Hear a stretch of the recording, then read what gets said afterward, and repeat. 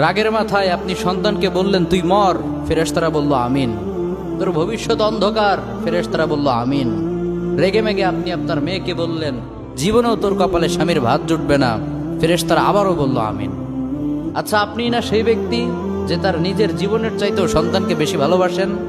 আপনি না সেই ব্যক্তি যে তার সন্তানের জন্য হাসতে হাসতে নিজের জীবনটাও দিয়ে দিতে পারেন? আপনি না সেই ব্যক্তি যে আল্লাহর কাছে নিজের চাইতেও সন্তানের জন্য বেশি দোয়া করে?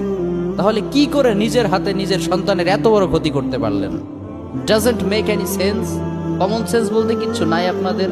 আপনারা কি জানেন না আপনাদের রাগের মাথায় বদদোয়া করাগুলো ফেরেশতারা আমিন বলে? দাওয়াতুল ওয়ালিদ আলা ওয়ালাদি, বাবা মা তার সন্তানের জন্য যেই দোয়া করে সেটা ভালো হোক কিংবা বদদোয়া হোক, আল্লাহ সেটাই কবুল করে নেয়। এজন্য খবরদার, নেভার কার্স ইউর চিলড্রেন। রাগের মাথায় কখনো সন্তানকে অভিশাপ করবেন না। খুব বেশি রাগ উঠে গেলে তার জন্য উল্টা